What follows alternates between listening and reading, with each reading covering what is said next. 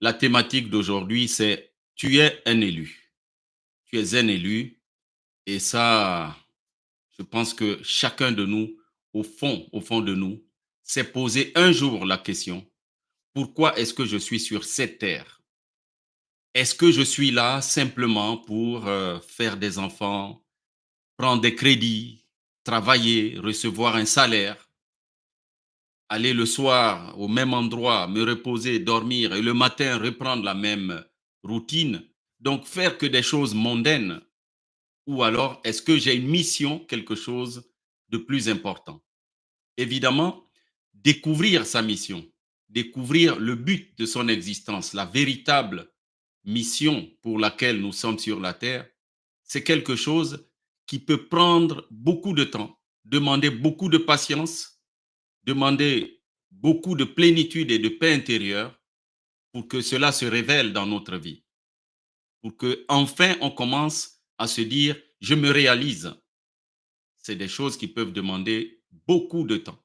Et souvent, si on n'est pas bien orienté, bien guidé, on peut même se retrouver à découvrir cela à la fin de notre vie. Il y a quelqu'un qui m'a écrit personnellement, c'est un monsieur qui a 66 ans, il est retraité. Il m'a dit, Monsieur Baird, si j'avais su, si j'avais reçu de tels enseignements quand j'étais jeune, ma vie aurait été autre chose. Et c'est quelqu'un qui semblait érudit parce que j'ai lu son texte écrit dans un très bon français, un long texte, mais qui n'a pas eu ses enseignements quand il était jeune. Donc, si tu es un élu, la vie ne te donne pas un manuel, hein, tu peux l'écrire, la vie ne te donne pas un manuel, mais elle t'envoie des signes. Et aujourd'hui, je vais t'expliquer seulement 7 signes parce qu'il y en a plusieurs. On peut rester des heures à décrypter ces signes, mais 7 signes que je trouve les plus importants qui vont te montrer que tu es un élu. Et ces signes, en fait, elles te montrent que tu as un contact quelque part, que des messages te viennent de quelque part, des instructions viennent d'autres lieux, d'autres espaces, d'autres dimensions pour toi, afin que tu suives le chemin spirituel sur lequel tu es, que tu le poursuives, mais surtout que tu puisses avancer vite. C'est le but de cet enseignement. C'est que tu puisses avancer vite. On peut couper un baobab avec une lime à ongles comme les dames. Vous pouvez tenter de couper un baobab avec ou prendre une scie manuelle, mais vous pouvez utiliser aussi une tronçonneuse. Et là, ça va plus vite. Et donc, mon but, c'est ça. C'est de vous aider à avancer plus vite. Donc, avant de continuer, abonne-toi. Plusieurs personnes m'ont, vous pouvez le lire, pas qu'à moi, mais écrivent que ces enseignements ont transformé leur vie, ont changé leur vie. Donc, si tu veux ne pas manquer ce que j'enseigne, abonne-toi. Abonne-toi à YouTube afin d'être informé. Ne me crois pas, bien sûr, c'est à toi de le vérifier. Tu vas vérifier dans ta vie comment les choses avancent. Mais dans tous les cas, ce que je peux te promettre, c'est que si tu veux avancer vite, abonne-toi à cette chaîne. Bien, nous allons commencer donc l'enseignement, puisque le thème, c'est que tu es un élu et chacun de nous a dû entendre la fameuse phrase, beaucoup d'appelés, je répète, mais peu d'élus. Beaucoup d'appelés et peu d'élus. Pourquoi? Parce que, en fait, parmi les appelés, beaucoup passent à côté. Et pourquoi est-ce qu'ils passent à côté? Parce qu'ils marchent sur le mauvais chemin, pas leur chemin, ils marchent sur le mauvais chemin. Et c'est comme ça que vous voyez des gens qui ne devaient pas suivre et réussir dans le sport, que ce soit le football, la boxe ou je ne sais quoi, le basketball, ils vont quand même là-bas. Le gars, il mesure 1,60 m, il va faire basketball, il va mettre toute son énergie au basketball, croyant qu'il va devenir un joueur de la NBA. Les chances sont perdues, n'est-ce pas? Parce qu'il a pris un mauvais chemin. Et du coup, ça devient une loi. Beaucoup d'appelés, peu d'élus. De même, dans les écoles, il y a des gens qui vont faire certaines études qui ne leur correspondent pas. Ils ne les aiment pas, ils ne sont pas à l'aise avec les professeurs ni les matières. Et qu'est-ce qui se passe? À la fin des fins, ils vont au bout du tunnel et puis ils ne sont pas heureux. Pourquoi? Parce qu'ils se sont fourvoyés. C'est pour ça que nous disons beaucoup d'appelés et peu d'élus. Mais si les gens étaient éclairés, et là, ils choisiraient tout de suite leur voie et ils seraient parmi les élus. Donc, tout cela, pourquoi? Parce que, en fait, nous nous contentons de ce que disent les gens. Or, si nous nous reconnectons avec notre âme, notre esprit, les choses vont être beaucoup plus simples. Mais les gens ont du mal à se reconnecter parce qu'ils croient que la vie se limite à cette vie 3D. Or, la vie est vraiment un mystère. Qui peut me dire, là, parmi nous, d'où vient cette terre? D'où vient même la vie sur la Terre? Il y a eu beaucoup de théories, des scientifiques qui disent que voilà, elle a commencé dans la mer, etc. Dans les écrits sacrés, on dit que Dieu a créé l'homme, etc. Vous voyez? Donc, c'est tout un mystère. Mais une chose est sûre, c'est que quand on se connecte à soi-même, les choses avancent mieux, beaucoup mieux que si on était comme ça, comme une bouteille lâchée à la mer. N'est-ce pas? Alors, supposons que cette vie ait été créée. L'univers existe. Nous le voyons, la science le démontre. Alors, celui qui l'a créé, celui qui a mis en place cet univers, eh bien, il se préoccupe de son œuvre, ce qu'il a créé. Celui qui a créé la Terre se préoccupe de l'avenir de la Terre, de l'équilibre de la Terre. Et pour cela, il place un administrateur. Si vous créez une entreprise, si tu crées une entreprise, tu mettras un administrateur, un gérant, quelqu'un qui va être chargé de bien suivre le bon déroulement de l'entreprise. C'est la même chose pour celui qui nous envoie sur cette terre. Lorsque nous venons avec notre contrat d'âme, nous venons sur la terre. On a une mission. On doit être des gestionnaires. Nous sommes les garants de celui qui nous envoie. Donc, une fois ici, nous nous oublions, nous entrons dans des faux schémas et puis à la fin, les choses ne marchent pas comme il faut. Alors, dans les écoles de mystère, je vous ai dit que j'en ai fait, hein, les écoles de mystère. D'ailleurs, aujourd'hui, je vais vous en parler, comment j'en suis arrivé là, n'est-ce pas?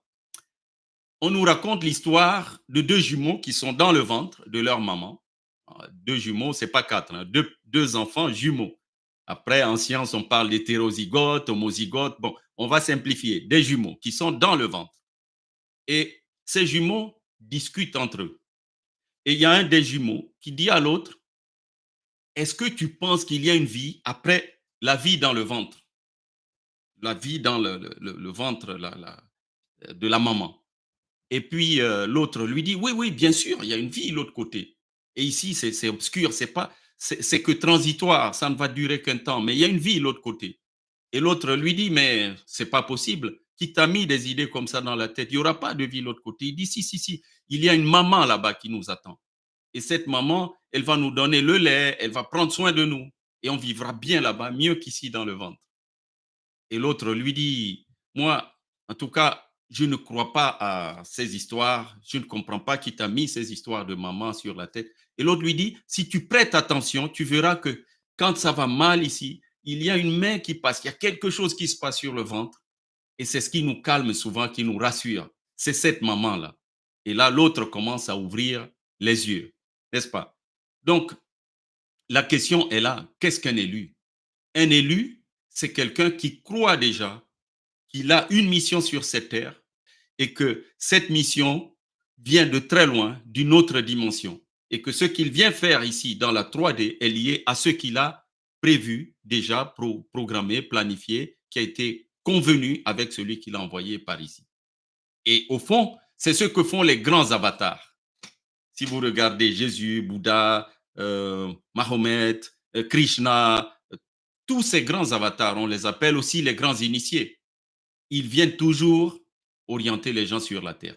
Donc, on va commencer avec le premier signe que t'envoie l'univers, tu peux l'appeler Dieu, l'univers, le cosmos, pour te montrer que tu es un élu. Le premier signe, c'est que tu es authentique. Authentique. Tu es authentique. Ça veut dire quoi? Que tu ne corresponds pas au monde. Il y a des fois, des gens se disent, mais ça ne me va pas, cette vie ne me convient pas. C'est pas fait pour moi. Je ne m'adapte pas. C'est parce que tu es authentique. Et que dit Jésus, par exemple, le grand maître, quand je parle de Jésus, ce n'est pas la religion. Je ne fais pas de religion, je ne suis pas religieux. Je fais la spiritualité. La religion est locale, la spiritualité est universelle. Et je prends mes enseignements auprès de différents maîtres vers lesquels j'ai été initié. Et le grand maître du poisson dit, si le monde vous hait, c'est lui-même qui le dit, sachez qu'il m'a haï avant vous. Si vous étiez du monde, le monde aimerait ce qui est à lui. Mais parce que vous n'êtes pas du monde et que je vous ai choisi du milieu du monde, à cause de cela, le monde vous hait. Donc, quand tu es authentique, qu'est-ce qui se passe? Tout le monde veut t'amener à t'aligner, à ressembler à tout le monde, à être copie conforme de tout le monde. Et il y a eu des idéologies, le socialisme, le communisme, et même aujourd'hui le capitalisme, quelque part, si on regarde, il y a une forme de conformisme qui est impulsée, mais de manière beaucoup plus subtile. Si tu n'es pas habillé par certaines marques ou avec certaines marques, tu passes un peu pour un has-been, pour quelqu'un qui n'est pas de ce monde. Et oui, tu n'as pas un problème, tu es un élu, n'est-ce pas? Et là, cela nous amène au deuxième signe que tu dois noter après le premier, que tu es authentique par rapport à ce monde, pas que tu ne t'adaptes pas aux gens, tu n'es pas un sauvage, tu n'es pas quelqu'un de grossier, quelqu'un de répulsif envers les autres, tu aimes les gens, mais tu ne t'adaptes pas au monde. C'était le premier signe, tu es authentique. Le deuxième, c'est que tu ne te contentes pas de vivre de manière mécanique, comme un robot. Et la plupart des gens aujourd'hui vivent comme ça, comme un robot. D'ailleurs, en France, on parle de métro, boulot, dodo, parce que ça rime, c'est des O. Métro, boulot, dodo. Mais le métro, boulot, dodo, il y en a partout dans le monde, même ceux qui n'ont pas de métro. Ils vivent une vie comme ça, comme des automates. Et là, lorsqu'ils ne veulent pas vivre comme ces gens-là, comme des automates, ils vont rencontrer des oppresseurs, des gens qui sont là, que ce soit la famille, que ce soit le patron, que ce soit le collègue, qui sont là pour essayer d'éteindre leur lumière, de les empêcher de briller, d'être comme tout le monde. Or, leur mission est d'éclairer le monde, mais pas d'être comme le monde. C'est là que tout change. Et là, on nous parle aussi dans les écoles de mystère de l'histoire de la luciole et du serpent. Je ne sais pas si des gens ici ont fait des écoles de mystère et lesquelles il y en a tellement. Il y avait un serpent qui poursuivait une luciole. Je ne sais pas, vous connaissez peut-être la luciole. C'est un insecte qui s'allume, hein, dans la nuit. Il envoie de la lumière comme ça. Il est tout petit. Il y en a beaucoup dans les pays tropicaux. C'est plus facile de les voir là-bas. Mais dans les pays comme l'Europe, en été, on peut voir des lucioles. Eh bien, le serpent poursuivait la luciole et il voulait manger la luciole. À chaque fois, la luciole se sauvait. Et à un moment donné, la luciole était fatiguée de courir, de fuir le serpent. Elle s'arrête en volant et lui dit, mais serpent, est-ce que je fais partie de ta chaîne alimentaire? Et le serpent lui dit, non, non, non, tu ne fais pas partie de ta chaîne alimentaire, mais simplement, ta lumière me dérange. Vous voyez, il y a des gens comme ça qui, sans raison aucune, vous détestent, ne vous aiment pas, parce que vous dégagez un certain aura, une certaine lumière, n'est-ce pas? Et le grand spirituel Krishnamurti, c'est un spirituel indien, disait quelque chose de très intéressant. Il disait, ce n'est pas signe de bonne santé mentale que d'être bien adapté à un monde malade. Ce n'est pas signe de bonne santé mentale que d'être bien adapté à un monde malade. C'est Krishnamurti qui le dit. Or, la plupart des gens pensent que le fait que vous vous adaptiez à tout, y compris à des choses qui vous détruisent, c'est bien, on vous applaudit. Non. Quand tu es un élu, quand ces choses ne t'attirent pas, c'est un signe que tu es différent, que tu es un élu, que tu es là non pas pour suivre la foule, mais pour apporter quelque chose qui peut aider la foule. Moi, par exemple, lorsque j'étais dans la diplomatie, j'ai fait plusieurs voyages en Afrique. Je trouvais toujours le même schéma. Il y a le président qui a tous les pouvoirs, les ministres autour de lui qui ont même peur de le saluer. J'ai vu même, c'est une scène à laquelle j'ai assisté, là où dans un pays où j'étais conseiller du gouvernement, je ne vais pas le citer, il y avait un militaire haut gradé, un colonel, qui reçoit un jour un appel de son chef, le président, et le type prend le téléphone et il fait ça. Il est au garde à vous tout en parlant au téléphone, comme si on le regardait. Parce qu'il avait été conditionné à ce que, dès qu'on entend, d'abord, le savant Pavlov explique cela, dès qu'il entend la voix de son chef, tout de suite, il faut qu'il se mette au garde à vous. Totalement conditionné, n'est-ce pas? Et moi, je me disais, mais comment est-ce que ce modèle peut continuer à exister? Et c'est comme ça que, dans ma réflexion, dans mes recherches, je suis tombé sur un autre pays, la Suisse. Vous pouvez regarder, la Suisse est un pays où le président, personne ne connaît le président suisse, parce que c'est un pays où le président change chaque année. Et la Suisse existe depuis 1291. Alors moi, je suis un expert dans la gouvernance de la Suisse, hein. Ça, je peux te le dire, en dehors de la spiritualité, parce que c'est une constitution qui m'a intrigué. Elle commence par au nom de Dieu Tout-Puissant, donc elle cadre bien avec ce que je recherchais, la spiritualité. Mais après, à l'intérieur, 700 ans sans dictateur, sans crime, pardon, des coups d'État, sans guerre civile, c'est des choses qui m'ont interrogé. Et j'ai vu que le président change chaque année au mois de janvier. Les maires changent chaque année au mois de juin. Les présidents des cantons, parce qu'il y a 26 cantons, ce sont les républiques. Pareil, c'est toujours tournant. Donc, il n'y a pas le culte de la personnalité. Et ça, c'était en cherchant, en me posant la question. Mais si j'avais été un homme ordinaire, je dirais, ben non, on a toujours fait comme ça. Il y a un général, il y a un chef, tout le monde l'obéit, etc. Donc, mes chers amis qui m'ont connu dans la diplomatie, la politique, etc., ce n'est pas par mépris ou parce que je ne vous aimais pas que je me suis retiré. C'était plus parce que il y avait un appel au fond de moi qui m'amenait vers autre chose. Et aujourd'hui, tout ce que je souhaite pour la plupart des pays dans le monde, c'est que ce système soit adapté pour guérir les gens. Alors, le troisième signe, c'est que tu rencontreras des défis particuliers. À toi, je dis particulier, ça veut dire toi qui ne te concerneront que toi, pas la foule, pas tout le monde, mais toi, tu seras face à des défis particuliers. Ça peut être la maladie, ça peut être le chômage, ça peut être la séparation, le divorce, ça peut être un accident, mais des défis très particuliers. Et sur ma chaîne, je parle de J.K. Rowling, la dame qui a écrit Harry Potter. C'est une dame qui dormait sous les ponts, qui a connu des périodes très, très difficiles. Et aujourd'hui, elle est multimillionnaire parce qu'elle a surmonté son défi particulier. Moi, quand j'étais en terminale, j'en parle aussi sur une vidéo au sujet de la santé. J'avais eu un problème de calcium qui a failli détruire toute ma vie. Moi qui étais très très bon à l'école, je me suis retrouvé à ne même plus pouvoir lire une page.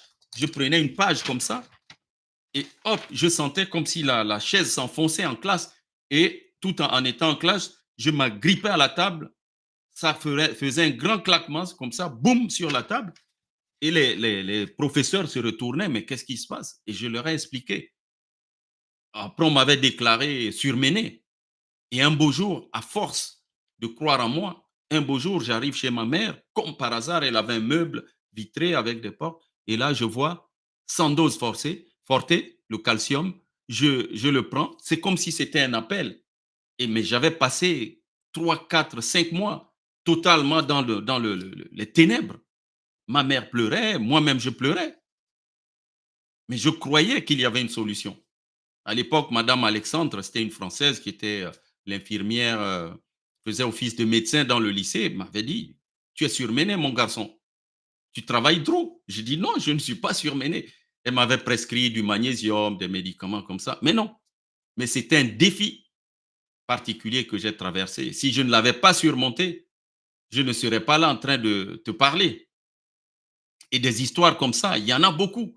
Des gens aujourd'hui se retrouvent ruinés, mais croyez en vous, crois en toi, tu vas renaître avec cela, la foi. C'est un défi particulier qui te concerne toi parce que tu es un élu. Le quatrième point, c'est tu cherches la vérité. Tu es tout le temps en train de te questionner. Tu ne te contentes pas des apparences.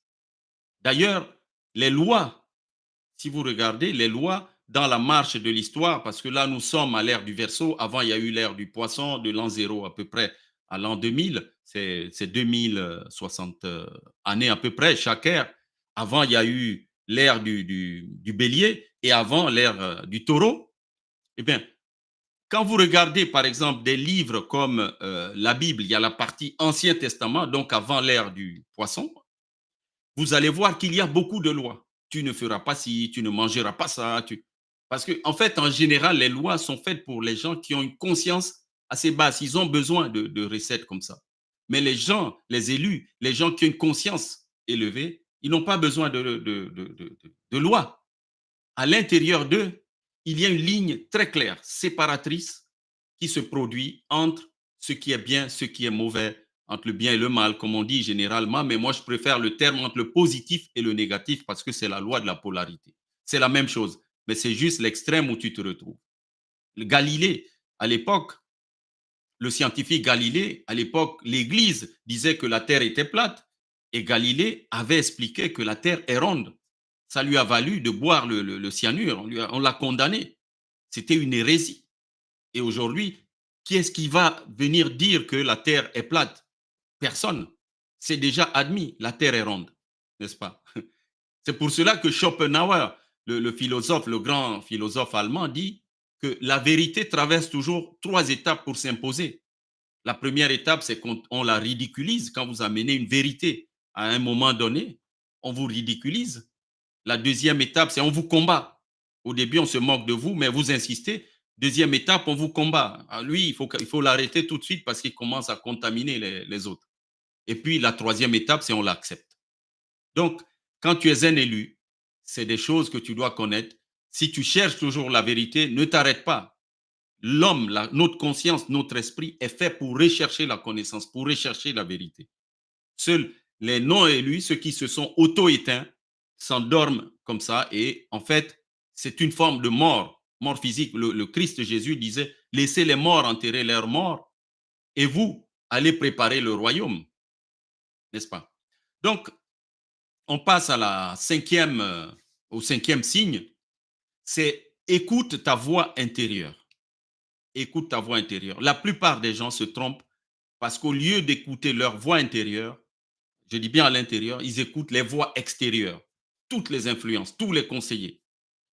Ils écoutent leur mental. Or, le mental lui-même, on le connaît, nous, dans la métaphysique, hein, qu'il y a les paradigmes dans l'esprit subconscient qui sont déjà pollués par l'environnement, par tout ce qu'on vous a mis à l'intérieur. Donc, eux, ils vont l'écouter. Ils vont écouter leur mental.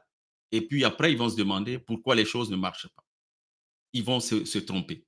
Donc, écoute ta voix intérieure. C'est très, très important. Le cœur, qui est le centre ici de ton intérieur, t'envoie des signes.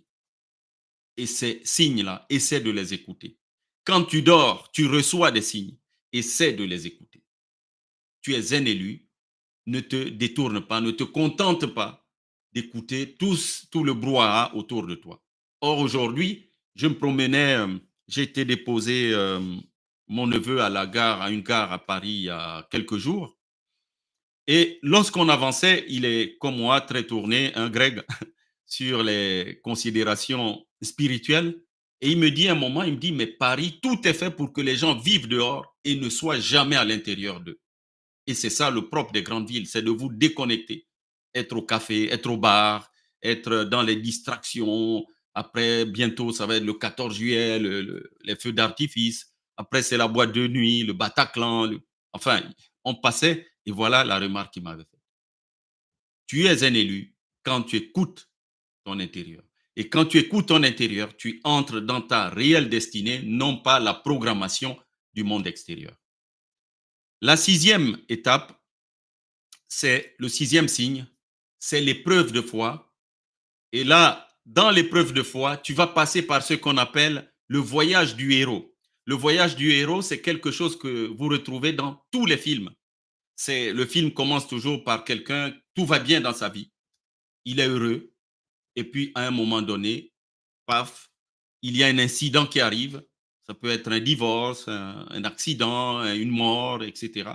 Un incident qui arrive, quelque chose qui vient perturber la vie du héros.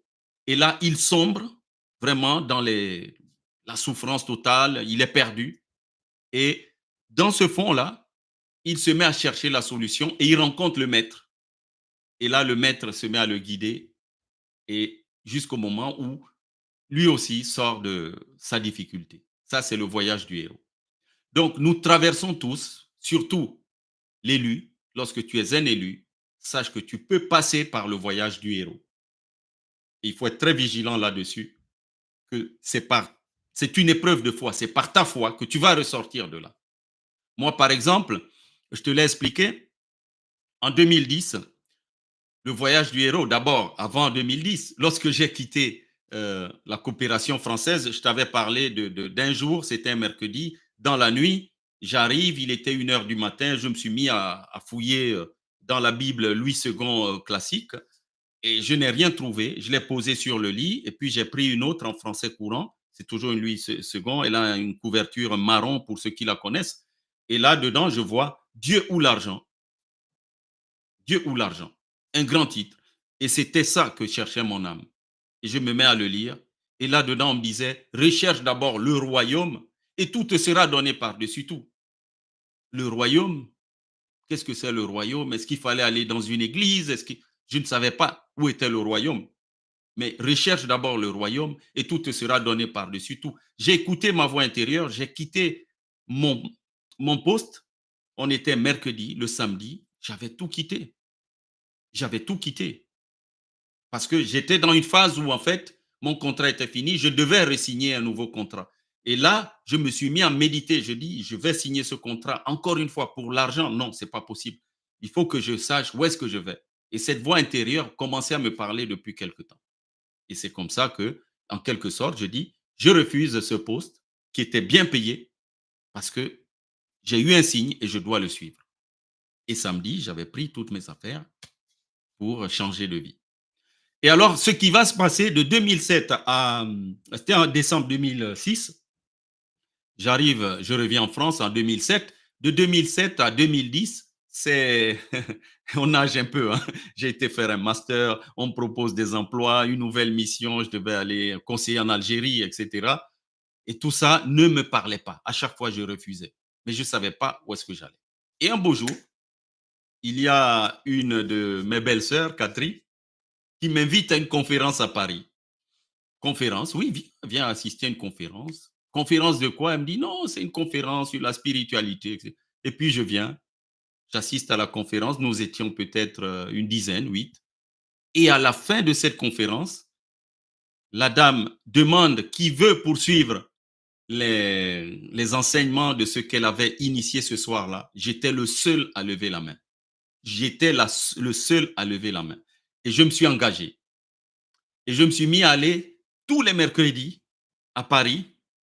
C'est à Belleville, au quartier de Belleville à Paris, à prendre le métro tous les mercredis. À 18 h, il fallait être là-bas pour prendre 1 heure de cours de spiritualité. Et un beau jour, je sens, on était sur le cours de l'ego, je sens comme si quelque chose s'échappe de moi. Pour la première fois, j'ai senti une nouvelle vie. C'est ce que certains spirituels appellent le nirvana ou la libération. Enfin, quelque chose s'est passé. Et je l'ai exprimé à l'enseignante qui était là. Je n'étais qu'avec elle. Nous n'étions que deux. C'était le chemin par lequel je devais passer. Et c'est la plus belle chose qui me soit arrivée. Et la personne même qui m'avait orienté vers cette conférence, elle-même n'a pas poursuivi sur cette voie. Mais moi, ça a été la plus belle. Jusqu'à ma mort, je pense que ce sera la plus belle expérience que j'ai eue sur cette terre. C'est pas l'argent que j'ai eu, les avions que j'ai pris, les champagnes que j'ai pu goûter ou je ne sais quoi. C'est celle-là ma meilleure expérience. C'est ma libération. Alors, on passe donc à la 7. Hein, là, c'était l'épreuve de foi. J'ai gardé cette foi parce que je n'avais qu'un texte. Recherche d'abord le royaume. Et le royaume, aujourd'hui, je peux te le dire, toi qui es là à la conférence, le royaume n'est pas dehors. Le royaume, il est en toi. Et quand tu as bâti ton royaume, ta vie prend un nouveau tournant. Mais je ne savais pas avant où était le royaume parce que les religions disent recherche le royaume des cieux. Alors tu cherches, tu vas, enfin bref, je ne vais pas m'étendre sur ces sujets. Donc, on passe donc au 7e signe. c'est que tu as la sensation qu'une force supranaturelle t'accompagne. Et là aussi, j'ai tellement d'anecdotes.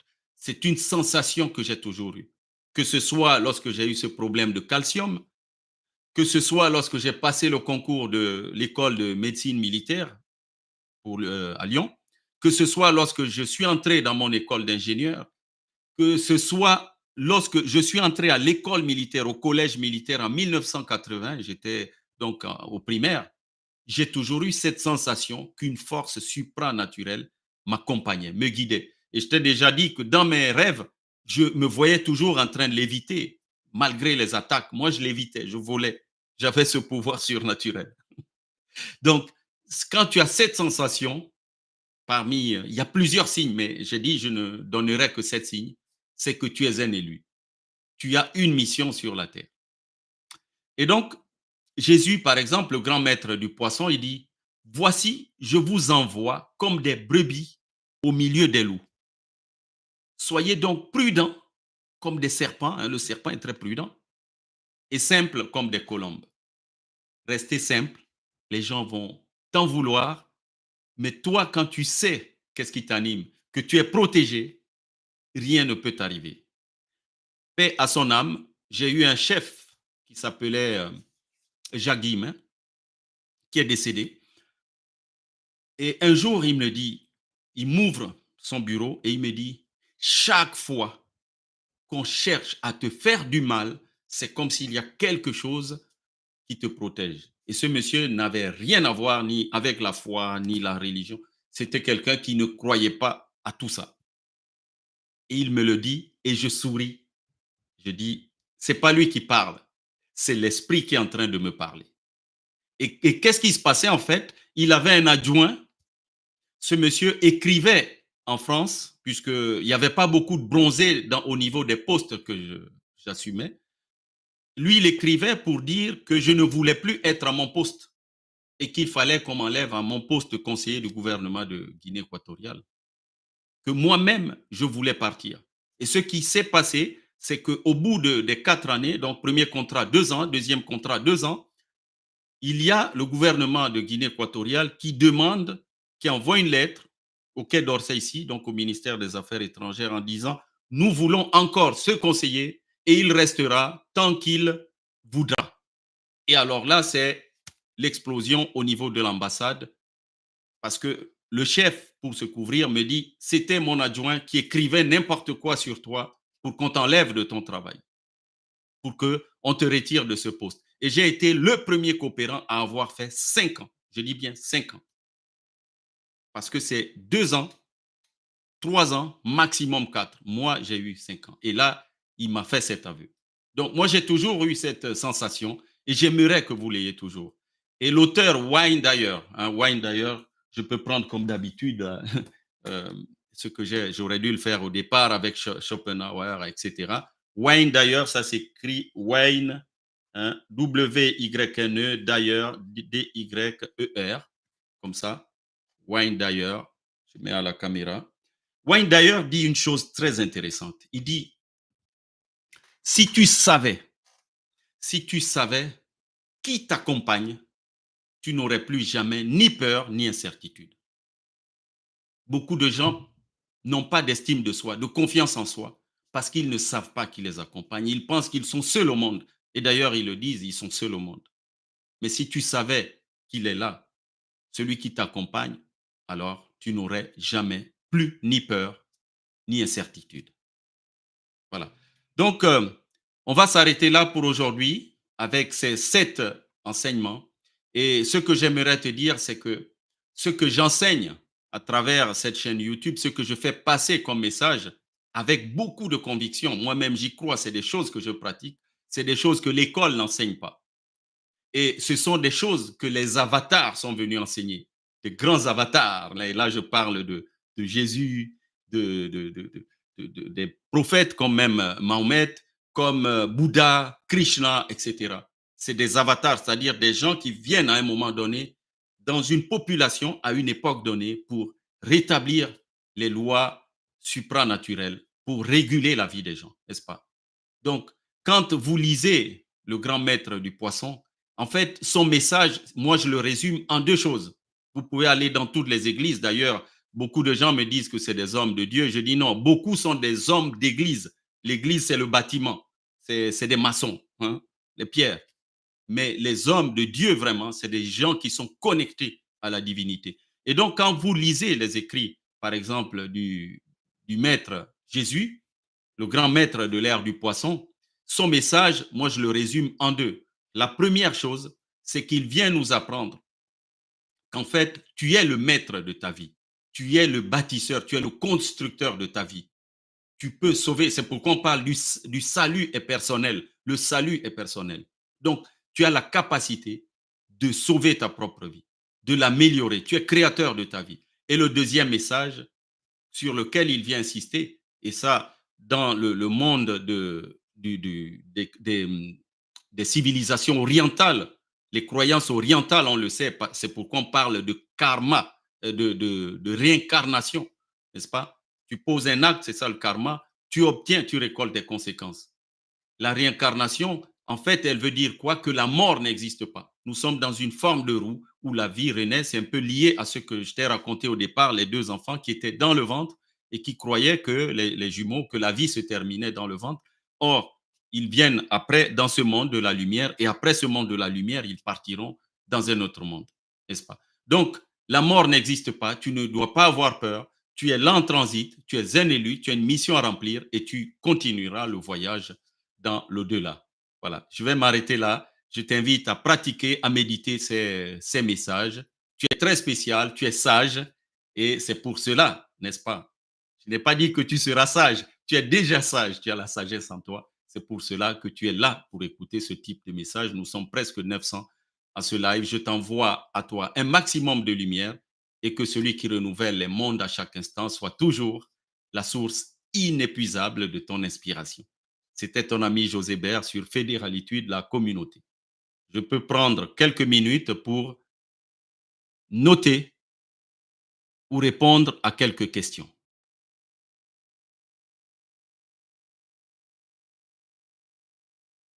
Alors, dans la pratique du 3-6-9, quel est l'état d'esprit à vous retenir, etc. Alors, l'état d'esprit, c'est tu dois toujours toi-même être convaincu. Ce que tu fais sans conviction, ça ne sert à rien. La conviction, c'est elle qui va connecter ta pensée, ce que tu as pensé de positif, pas de négatif, de positif, le connecter à tes émotions et te donner suffisamment d'énergie et de force pour que cela se manifeste dans le monde réel. Et la manifestation commence par notre propre action, ce que nous faisons nous-mêmes. Je ne sais pas si je peux encore lire d'autres. C'est écrit en petit. Je vais prendre mes lunettes. Et puis après, on va se séparer. Merci beaucoup. D'accord. Merci à tous. Shalom. Paix à vous. OK. Merci. Merci infiniment. Et je te souhaite à toi qui as été dans ce live un très bon dimanche. Ah, est-ce possible d'énumérer ces étapes? Très bien. Alors, la première étape, je vais les énumérer. C'est tu es authentique. La deuxième, tu ne te contentes pas de vivre de manière mécanique comme un robot. La troisième, c'est tu vas rencontrer certains défis très particuliers qui te concernent toi dans ta vie. La quatrième, c'est tu cherches toujours la vérité. La cinquième, c'est tu écoutes ta voix intérieure, chose que ne font pas la plupart des gens. La sixième, c'est tu vas rencontrer des épreuves de foi et que tu vas surmonter par ce qu'on appelle le voyage du héros. La septième, c'est que tu as toujours, hein, quand tu es un élu, cette sensation qu'une force supranaturelle t'accompagne dans tout ce que tu fais sur cette terre. Voilà le résumé. Je ne sais pas s'il y a encore d'autres. Merci pour ton cœur. Je suis en plein nettoyage intérieur et je sais et ressens que je ne suis pas seul. Tout à fait, Francky. Tu n'es pas seul. Heureusement. Et d'ailleurs, dans l'histoire de l'humanité, le mal vient. Qu'est-ce qu'on n'a pas connu? La Première Guerre mondiale, la Deuxième Guerre mondiale, des guerres très destructrices. Le mal vient, mais le bien finit toujours par revenir, par refleurir, par restaurer les choses. Donc, celui qui nous envoie ici connaît les lois de la terre et il envoie des gens qu'il sait qu'ils vont toujours garder la flamme. Et d'ailleurs, ça c'est un de nos enseignements. Chacun de nous, en fait, est une étincelle. C'est pour cela que vous avez vu ben, tiens, j'en profite pour en parler. Le bouton rejoindre, lorsque vous rejoignez, il y a l'étincelle, il y a la flamme, il y a le soleil et il y a les étoiles. C'est une signification spirituelle que j'ai mis derrière, mais que je n'ai pas enseigné. Donc, chacun de nous vient avec une étincelle et c'est à nous de la raviver, la viver pour qu'elle devienne une flamme, un feu. D'ailleurs, le Christ Jésus parle des apôtres qui furent bénis, hein, qui reçurent des flammes de feu sur leur langue. OK, très bien. Je suis en pleine épreuve de foi avec la pratique 369. OK. Quel était le titre du live pour lequel vous avez parlé de Madame Hélène. Ah, peut-être Hélène Hatzel. Ah oui, Hélène Hatzel, d'accord, mais c'est H-E-L-E-N. D'accord. Hélène Hatzel, c'est la dame qui est connue comme étant la championne mondiale des concours parce qu'elle a obtenu plus de 1000 concours. Elle les a gagnés en manifestant et c'est recensé par les journaux. D'ailleurs, je pourrais faire passer un élément sur elle. Le titre de la vidéo, je ne peux pas te dire parce que j'en ai fait tellement sur une année, 52 semaines, j'en faisais à peu près une chaque dimanche. Je ne peux pas mais c'est lié à la manifestation. Si je la trouve, je la mettrai dans le forum. Et si quelqu'un d'autre la connaît, il la met dans le forum Telegram. Expliquez-moi un peu pourquoi mettre de l'eau à boire dans une bouteille en verre, en cristal. Alors, le verre c'est un élément naturel. Hein, le verre, c'est un élément naturel. La science nous dit qu'aujourd'hui, les bouteilles en plastique et autres, il y a des nanoparticules, n'est-ce pas? On a dans les unités de mesure, il y a le kilomètre, le mètre, le millimètre, le micromètre, donc c'est des rapports de 1000, et puis le nanomètre, donc c'est presque 1 milliard de fois plus petit que le mètre. Alors, il y a des nanoparticules dans les plastiques, d'une part, et ce n'est pas un produit naturel. Nous pouvons acheter des bouteilles en plastique parce que c'est une évolution du monde, c'est des produits dérivés du pétrole. D'ailleurs, aujourd'hui, on fait les canalisations. Je suis ingénieur à la base dans le monde de l'ingénierie urbaine. On fait des canalisations d'eau aujourd'hui avec du plastique aussi, malheureusement. Mais le verre, c'est le produit naturel. C'est du sable qu'on chauffe à certaines températures pour obtenir. Et c'est un produit pur qui vient de la nature et qui est obtenu par le feu. Donc, au lieu de consommer des nanoparticules, pourquoi pas consommer quelque chose de mieux pour la santé? Quoi d'autre? Là, pour l'orthographe. Alors, l'orthographe du nom. Ah, vous vouliez qui? Wine d'ailleurs, peut-être? Ça? Ça? OK. Et puis, il y avait, je vous ai, Hélène Hatzel. OK. Il y en a qui ont écrit Hélène Hatzel. C'est comme ça. Hatzel. Je crois que c'est deux L à la fin. Hélène Hatzel. D'accord. Parce que, bien, je pense que je fais une liste des choses que j'aimerais accomplir, voir cette année, mais j'ai l'impression que je n'arrive pas à me mettre sur la bonne vibration pour ma. Oui, bien sûr. On est dans un monde qui est fait pour ne pas qu'on soit dans la bonne vibration. Et c'est un effort de tout le temps, tout le temps. Hier soir, je parlais à ma fille, qui est encore adolescente. C'est une jeune fille, hein, c'est normal. Elle vit, elle est au collège et elle est passionnée de K-pop. Et je lui expliquais que c'est très bien, c'est une phase de la jeunesse, mais c'est tout ça, c'est le monde extérieur. Et même si demain elle était une star du K-pop, qu'elle n'oublie pas une chose, c'est que au moment où elle va dans le monde onirique, le monde du sommeil, qu'elle se reconnecte à elle-même et qu'elle se connecte à son intérieur, à la divinité, et cela va l'aider à surmonter le lendemain toutes les épreuves qu'elle pourrait traverser dans ce monde. Voilà. OK, les 3 phrases. OK, Fio Gio, les 3 phrases pendant 7 jours m'a beaucoup aidé. Très bien. Merci pour votre temps. Bien. Si nous sommes d'accord, je dirais: «Mon âme salue ton âme». Alors, il y a un sujet intéressant. Alex Charletine, j'ai tout essayé. L'islam, Saint-Michel, Église orthodoxe, rien ne m'a fonctionné. je vous ai trouvé et je crois que pour la première fois, j'entrevois une éclaircie. C'est normal, Alex Charlétine.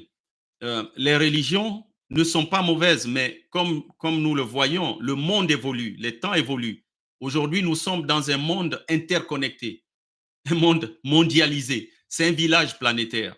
Et les religions expliquent des sujets qui sont spécifiques à certaines cultures, à certaines civilisations. Et c'est pourquoi vous voyez certaines religions, elles sont dans certaines langues. L'islam est en arabe. Le judaïsme était en araméen. Le christianisme a pris en plus le grec, n'est-ce pas? En plus de l'araméen, ils ont pris le grec et le latin. Donc, c'était des choses assez localisées qui concernaient certaines cultures. Mais le principe lui-même, le principe de la lumière, lui, il est universel. C'est celui que vous retrouvez chez Krishna en Inde, que vous allez retrouver quand vous voyez l'Inde, par exemple, vous allez voir les Ganesh, hein, par lequel il y a eu des révélations. Ganesh, c'est l'éléphant. Vous avez Hanuman, le singe, au nord de l'Inde. Mais toutes ces choses aujourd'hui, quand on fait de la spiritualité, nous, on arrive à les connecter. Et c'est quand j'ai fait la spiritualité que je me suis réconcilié avec les religions. Mais avant, j'étais très, très mal à l'aise avec les religions. Okay? Je faisais, par exemple, j'étais serviteur à l'église de Saint-André quand j'étais petit, à Libreville, à l'église, parce que je recherchais cela, la foi. Et un beau jour, il y a eu des événements comme ça, mais aujourd'hui, la science, enfin, les médias les font sortir. J'étais au catéchisme et à un moment, je me tourne et je vois notre instructeur du catéchisme qui était en train de pelotonner une jeune fille au fond, la poitrine. Et moi, ça m'a beaucoup choqué. Et après, j'ai été le voir. Et quand je suis venu le voir, il était au balcon. J'ai attendu respectueusement. Et je le trouve en plus en cigarette, en train de fumer. Et là, je lui dis, euh, mon père, vraiment, il y a quelque chose qui m'a beaucoup choqué aujourd'hui. Je vous ai vu faire une chose qui m'a énormément dérangé. Et en plus, je viens, je vous trouve en train de fumer. Est-ce que ça, Dieu dit de fumer et faire des choses comme ça? Il était rouge et je lui ai dit simplement à partir de tel jour, je devais faire la confirmation, je ne la ferai pas. Et j'ai plus jamais fait la confirmation, j'avais fait la communion et le baptême. Donc, les religions, parfois, je comprends ce type de situation. Voilà. Elles peuvent Ah, que pensez-vous des affirmations au présent? Je suis.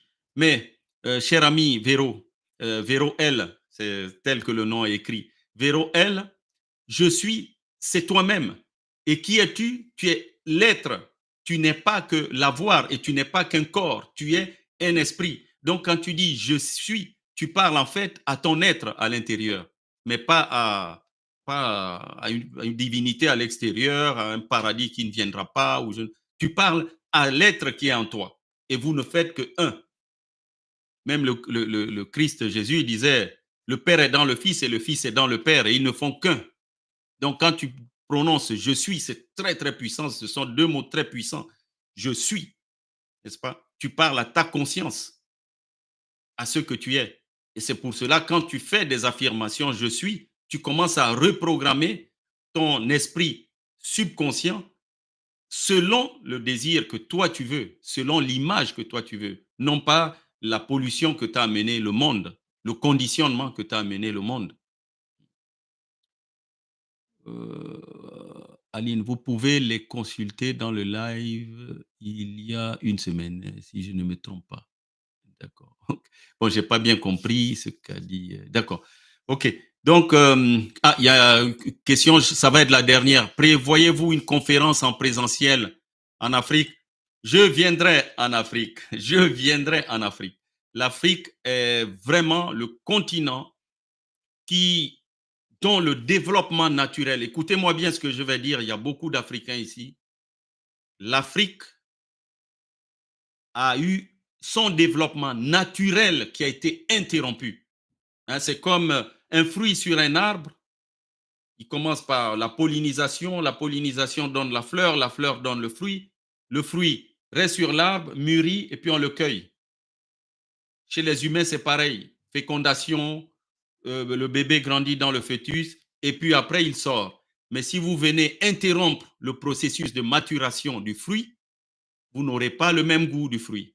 Si vous interrompez le processus de maturation d'un enfant, au lieu d'arriver à 9 mois, vous l'enlevez à 6 mois et demi, 7 mois et demi, vous risquez des choses. Donc, l'Afrique est un continent dont le développement naturel a été interrompu par beaucoup de phénomènes, les invasions, qu'elles soient à but religieuse ou à but d'exploiter les richesses du sol naturel de l'Afrique.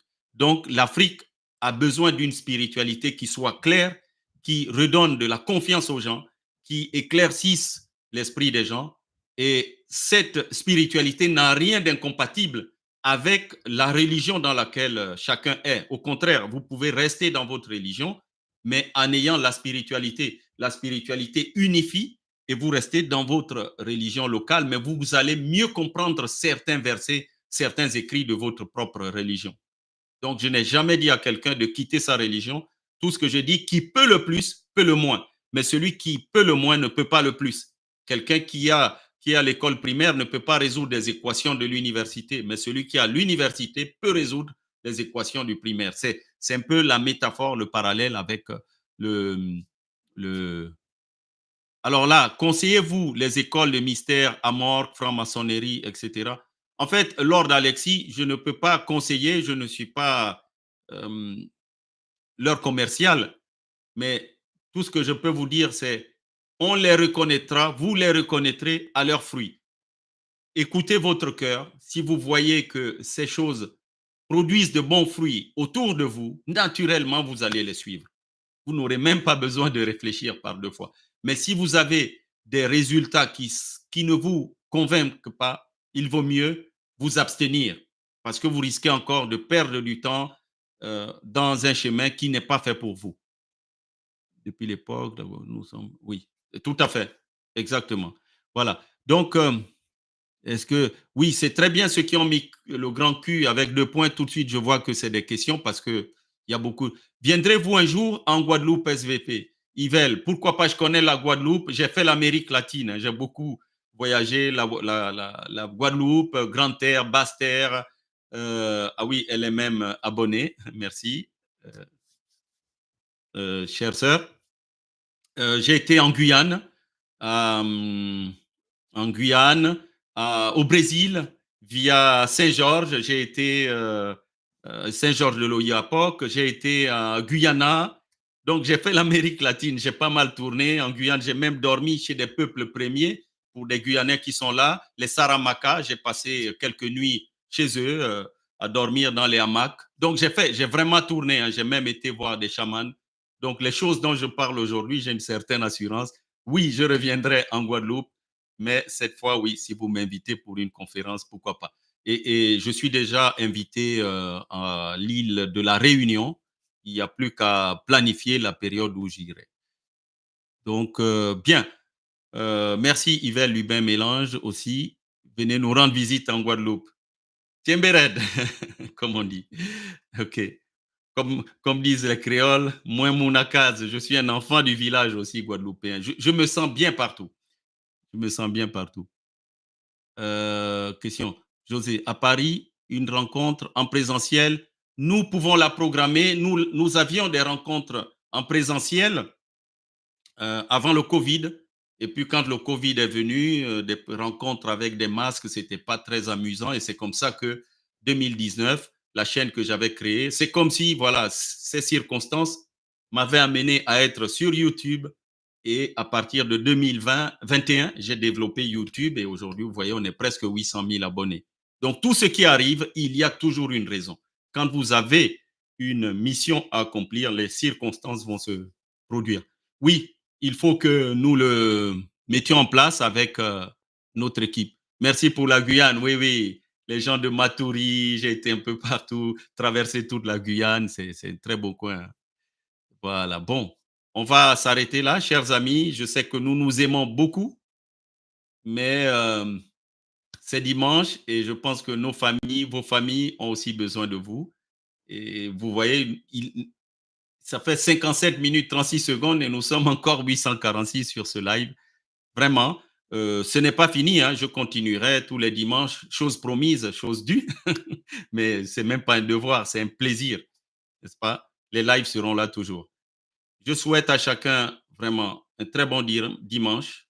Je t'envoie vraiment le maximum de lumière. Et quand je dis lumière, il n'y a pas mieux que la lumière pour éclairer l'esprit, pour éclairer le corps, pour guérir chacun. Très bon dimanche. Avec ta permission, chers frères, chères sœurs, je vais arrêter la diffusion de ce live. Au revoir. Namasté. Mon âme salue ton âme. Je vais l'arrêter.